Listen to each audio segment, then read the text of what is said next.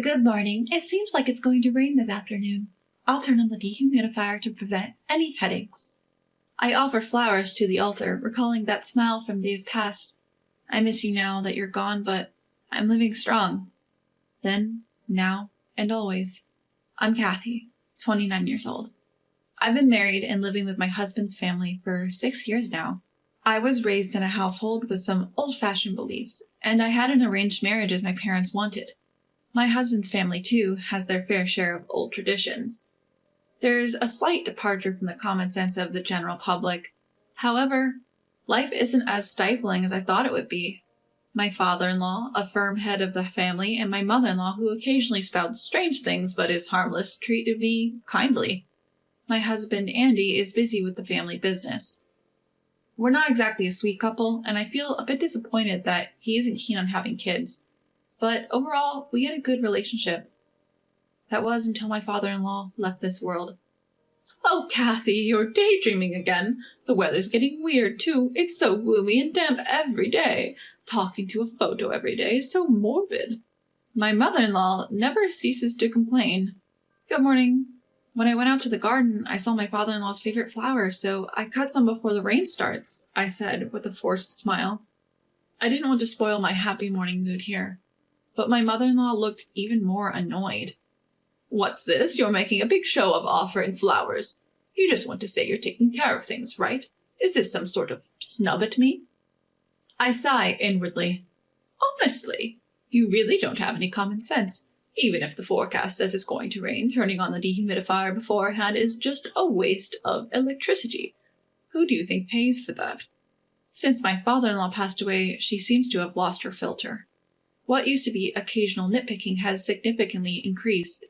At first, I thought it was a way of venting her loneliness after losing her husband, but lately she seems to be looking for me just to criticize. Andy asked me to wash and dry the shirt he's going to use for his business trip starting tomorrow. Drying it here is the fastest. But with the weather turning rainy this afternoon, it's hard to air dry clothes naturally. Blaming Andy for your inability to prepare in advance. How embarrassing for a wife as clumsy as you, to be able to claim you're a good housewife despite your mistakes. How awful. My mother-in-law's face twisted even more, but I'm not neglecting my chores. It's impossible to prepare for a sudden laundry request in advance. However, she persistently nitpicks without considering such circumstances. She said it's gloomy and damp earlier, but I feel the same way about her. She's much more troublesome than the sticky humidity. What's more, she's always exaggerating the daytime events to my husband, always painting me as the bad guy. Initially, my husband ignored it, but recently he's been saying, "It's annoying, make her stop," or "Isn't it your fault?" and getting in a bad mood. As a result, there's no sign of my mother-in-law's criticisms or her false tattling stopping. On the contrary, they seem to be escalating. But if I confront her, her shrill voice only gets louder, reaching frequencies that echo outside the house. In the end, letting her do as she pleases and apologizing to let the storm pass was the most peaceful way to deal with it. I'm exhausted. I'm sorry, father-in-law, for showing you such a mess. My mother-in-law's face twisted even more, but I'm not neglecting my chores. When my father-in-law collapsed from a stroke, my mother-in-law said, "I don't have the strength for caregiving," and did almost nothing. During changes in the weather or season, my father-in-law, who suffered from headaches and joint pain, would be grateful to me for my strenuous efforts to maintain a constant temperature and humidity. He would warmly smile and thank me, saying, "It's quite different now, thank you." As someone who had lost her real father in her childhood, I was initially confused about how to interact with my father-in-law, but he was very gentle, even while being steadfast. I feel like he thanked me in various situations. He was someone who was not stingy with his words towards anyone, and was positive about everyday events. What stands out to me is when I was still new to the household, before I became accustomed to the kitchen, I once forgot to turn on the stove while concentrating and learning the household seasoning for cooking. When it was time for the meal, I realized I hadn't cooked the potatoes. I braced myself, expecting to be scolded, but my father-in-law laughed it off and said, "Human beings feel a meal is even more delicious when they're hungry, so let's wait patiently." He even went on to thank me for always providing delicious meals. In this way, he lightened my spirits, and this attitude did not change even when he fell ill. Even during my first experience with caregiving, which I wasn't proficient in, he kept telling me, "You're a lifesaver, thank you." He was like my real father. That's why, even though time has passed since he passed away, I still find myself taking to his picture every morning, and I'm concerned about the room temperatures and humidity before it rains. My mother-in-law, who's become more harsh, and I sought solace in his smiling picture. Hey, what's this, all wrinkled and covered in fur? One night, while cleaning up after dinner, my husband Andy came holding a shirt I had ironed and put it in the suitcase in the evening. And what about our bedroom? It's a mess, and the stuff for tomorrow's trip is all scattered. What the hell? I told you I'm leaving early tomorrow. Andy has also changed since my father-in-law passed away. He has become harsher. I truly realized that my father-in-law was the pillar of this household. Andy threw the shirt at me with a stern face, and I was surprised. Wait, what? What do you mean the stuff is all scattered? Hold on, this... From the wide-open window, the rain was pouring in sideways, drenching the curtains. And on the bed, the luggage had spilled out of the suitcase and was scattered about. In a hurry, I closed the window and crashed down to wipe up the poured-in rain. Huh? Brownie? In the corner of the room, there was a community cat, Brownie. Poor thing, you're shaking so much. Come here, I'll dry you off. Despite the disastrous state of the room, I couldn't ignore the drenched cat, so I gently wrapped Brownie in a towel. I know you're not the kind of kitten who would do something like this. Holding Brownie, who was purring lightly, I consoled him. Hey, what are you doing? Then I heard Andy's irritated voice from behind. That's a stray cat, isn't it? Don't use a towel on something like that, and that thing probably made the mess in the room. Get it out of here now. Behind the disgruntled Andy was my mother-in-law. What a mess! The room, the stuff for the trip, everything is all messed up. And what's that dirty thing? Using a fine towel, and that is unbelievable. I'm speechless at your lack of common sense. She's hardly speechless. She's triumphantly blabbing. Prioritizing a cat that broke into the house and caused this mess over the actual disaster. You must be out of your mind. My mother-in-law's voice, louder than ever, made me finally retort. With all due respect, mother-in-law, it wasn't Brownie who made the mess in the room, right? Huh! That can't be. My mother-in-law defended herself, but it didn't make sense no matter how you look at it. Because the shirt that Andy brought was wrinkled and covered in fur, but it wasn't wet. If a soaked cat caused a mess, the shirt and the luggage should be wet too, shouldn't they? Exactly. The stuff on the bed was messy, but not wet at all. Rather, only the shirt was covered in fur. The rest seemed merely scattered. And I had the suitcase closed and placed next to the shelf. It would be impossible for a cat to move it to the bed, unlock it, and mess it up. That's not all. My mother-in-law's hand was covered in several band-aids. She didn't have them in the morning, so it's proof she injured herself in the afternoon. If my guess is correct, those scratches are from being scratched by Brownie. The windows are intact, and so are the screens. How on earth could the cat have gotten in on its own? Moreover, only where this little one was is it soaking wet. There aren't even any wet footprints. Without someone deliberately doing it, this couldn't have happened. As I talked while keeping eye contact, my mother-in-law, Kathy, backed away inch by inch. Her demeanor was almost as if she were confessing her guilt. And the bandage on your hand. But before I could finish my sentence, my husband's voice boomed. Shut up! Caught off guard by his loud voice, I cringed, to which my husband, Andy, spat out angrily. I don't care. Just kick it out and clean up quickly. Don't make me repeat myself. I have to get up early tomorrow. I'll sleep in the guest room tonight. Get it ready fast. Surprised by Andy's outrage, I pushed back. It does matter. This is over the top no matter how you look at it. This isn't something you can brush off as a mere prank. We need to take it seriously. I couldn't hide my anger at Kathy's excessive behavior. But Andy was dismissive. Don't mess with me. It's your job to sort out the house issues. Do I ever bring my work problems home and complain? No, right? Even after coming home tired, I can't rest every single day. I have to listen to such unpleasant stuff. I'm fed up. He vented out furiously.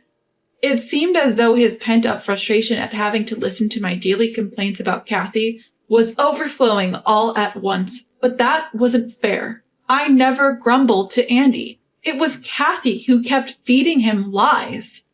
Why am I the one getting blamed? I'm having a hard time too. I opened my mouth again, but Andy, still angry, grabbed my arm and dragged me to the front door. That's enough. Go somewhere else. If you weren't here, my mom wouldn't have anything to complain about. Before I could even put on my shoes, I was pushed outside. I heard the sound of a lock clicking into place. Hey, wait a minute. Open up, Andy. Hey, hey. I called out in a loud voice, but there was no response from Andy, only the sound of Kathy's malicious laughter. Even though I couldn't see her, I could easily imagine Kathy's spiteful smile. Just like that dirty stray cat, perhaps a stray daughter-in-law would be more appropriate. Serves you right. After that, the light in the entrance was turned off, and I was left out in the pouring rain, holding the cat in my arms. I can't believe it. After I was locked out of our house and had to take refuge at my parents' place, and a few days later, I was summoned again to the house. They were a historically significant family, so my mother cautioned me not to get divorced and apologize. However, I was feeling down. I'm probably going to be scolded. I thought about having a discussion, but now I might as well say that I want a divorce. He hasn't contacted me since that day. Feeling heavy-hearted when I arrived, I found a room full of relatives, and the atmosphere was more daunting than I had anticipated. In contrast, Kathy and Andy, whom I hadn't seen for a while, looked triumphant. Could this be about disowning me? This is a bigger deal than I thought.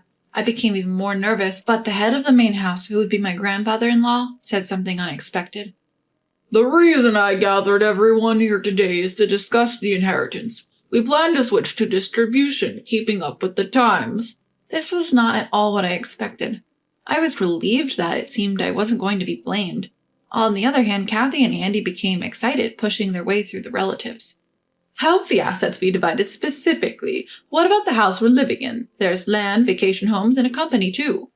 Kathy brazenly put forth her greedy demands. She whispered to Andy that he should seize this opportunity to gain control of the business given his promotion. Andy didn't seem entirely against the idea. Seeing their shamelessly happy faces, I decided once and for all to go through with the divorce. I could easily imagine my future with the wealth-seeking Andy and Kathy, who would accuse me of being a freeloader and gold digger. It would be better to cut ties cleanly. Right now, they would likely be happy to divorce. But then, there's no property for you two to inherit. My grandfather-in-law rejected Kathy and Andy's expectations with a heavy sigh. What? The patriarch spoke to the two of them, who were taken aback. I will bequeath my assets to Kathy. There's none for you two. Having my name abruptly called, I was at a loss for words, and my in-laws were flabbergasted. You must be joking. A wife doesn't have such rights, and she's run away from home abruptly without a shred of responsibility. A failure who doesn't even bear children. We were thinking of disowning her, right, Andy? Yeah, it's a hassle to have a dispute at home. If we don't have enough hands to manage the house and the business, hiring people's more efficient and it's better for our mental health, I think. They coldly discarded me. Then the patriarch, who had heard the statements, pulled out an envelope from his pocket. A will? The patriarch solemnly read out to the stunned couple the will of his son, my father-in-law. In the event of a dispute after his death, all borrowed property should be returned to the main family. However, in regard to his wife, Kathy, she continued to receive the protection of the main family. In other words, no matter what happens, I would always be able to live with the support of the main family. What? That's a lie, right? My husband was speechless and my mother-in-law was in shock. The patriarch shrugged his shoulders. Kathy, I plan to bequeath you the property you need to live. If I lend it, it will tie you to this house. But if I bequeath it, you can live alone even if you divorce. Or you could remain our daughter-in-law and remarry if you want. I was also adopted, so I can somewhat understand your position. As the main family, we will respect your decision, so don't worry. The patriarch who said this and laughed resembled my father-in-law in my memory. Well, wait! That's too much! What did we do? She ran away on her own. We are the victims here. She argued vehemently that it was me, the wife, who was in the wrong. There is no need to add insult to injury. Huh? What are you talking about?